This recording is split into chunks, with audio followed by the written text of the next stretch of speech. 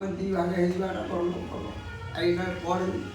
ସେ ପଢ଼ିଲା ଯୋଉ ନାଲି ଡାକ ସେଟା ହେଉଛି ତ ଭାଉଜଙ୍କ ବାପ ଘର ସମ୍ପତ୍ତି ଆଉ ସେଣୁ ନାଗଟା ଦେଇଛି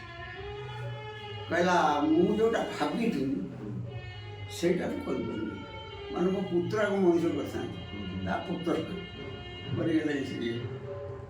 ଆଉ ଇଏ ସମ୍ପତ୍ତି ମୋର କ'ଣ ହବ ୟା କହିଲା ସେ କାଗଜ ଲୁଚେଇ ଦେଇକି ଯାଉଛି ବୁଢ଼ୀ ବାଡ଼ି ଦେଖେଇ ଦେଇଛି ବିଭୂତି ନା ବିଭୂତି ନା ବୈରାଗୀ ବିଭୂତି ନା ଅଟକେଇ ପାରିବି ସିଏ ଜିତିଗଲା ତୁ ହାରିଗଲୁ କହିଛି ଆଖିରୁ ଠଣ୍ଡି ଗଉଡ଼ି କହିଲା ସିଏ ଜିତିଗଲା ତୁ ହାରିଗଲୁ ରମେଶ ବାବୁ ତ ବୁଢ଼ା କରୁଛନ୍ତି ଜଣେ ଧରିଛି ସିଏ ପକେଇବ ସିଏ ହୁଇସିଲ୍ ମାରିବାକୁ ସିଏ ଧର ଡାଇଭର୍ସ ତାର ଅନେକ ଶୁଣା ଭଲ ମନଟା କ'ଣ କାନ୍ଦି କେମିତି ଆଖିରେ ହେଲେ ଆଇଲେ ପଛା ଆଡ଼ୁ ଗୋଟେ ନାତ ମାଇଲେ ତ ବହୁ ଜନ୍ମ କେତେ ସିନ୍ଟା ଦେଲୁ ମାନେ ଏଇଭଳିଆ ହେଇଥିଲା ଅରିଜିନାଲ ଭାଇ ଆପଣଙ୍କ ସମୟରେ ପୁଅ ପିଲାମାନେ ଝିଅ ପିଲା ରୋଲ୍ କରୁଥିଲେ ଆଚ୍ଛା କିଏ କିଛି ଫିମେଲ୍ ରୋଲ୍ କରୁଥିଲେ କହିଲେ ଭୁଆ ନା ଭୁଆ ତ ସେ ଆଉ କିଏ କରୁଥିଲେ କହିଲେ ମେନ୍ ହେଉଛି ଜଜ ବହୁତ ଆର ମେନ୍ ଯୋଉଠି ବହୁତ ମେନ୍ ଏଇ ଚଗୁଲି ସବୁ ସିଏ ବି ଚଗୁଲି ସବୁ ପୁଣି ସବୁ ଚଗୁଲ ସବୁ କରେ ସିଏ ବି କରିଛି ଆମ ମଦନ ମଦନ ଏଇ ଯେଉଁ ମିସ୍ତ୍ରୀ କାମ କରୁଛି ଦୟା ଭାଇ ମଦନ ସେ ଫିମେଲ୍ ରୋଲ୍ କରିଛି ଆଚ୍ଛା ହୁର୍ସି ବି କରିଛି ମୋ ସାଙ୍ଗରେ ଗୋଟେ ଇଏ ଘୁଷି ବି କରିଛି ଫିମେଲ୍ ରୋଲ୍ ବି କରିଛି ପହଳି ଆମ ପହଳି ଯୋଉ ବିଶ୍ୱ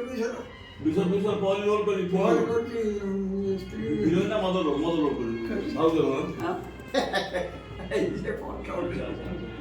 ତାହେଲେ ଆପଣ ସବୁ ମନେ ରଖିଛନ୍ତି କି ଫିମେଲ୍ ରୋଲ୍ ଆପଣଙ୍କ ସାଙ୍ଗରେ କରୁଥିଲେ ଆମର ସବୁ ପେଣ୍ଡିଂ କରିଛି ଆଚ୍ଛା ଆଚ୍ଛା ଆଉ ଗୋଟେ କଥା କହିଲେ ହସି କହିଲି ପଇସା ଉଠି ଆପଣ ଦେଖୁଥିଲେ କୋରୁଆ ଗ୍ରାମର ବୟୋଜ୍ୟେଷ୍ଠ ବରିଷ୍ଠ କଳାକାର ଯେଉଁ ଦୁଇ ଜଣଙ୍କୁ ଆପଣମାନେ ଦେଖୁଥିଲେ ଖୋଲା କଥା ହେଉଥିଲେ ଦୀର୍ଘ 60 ବର୍ଷ ତଳର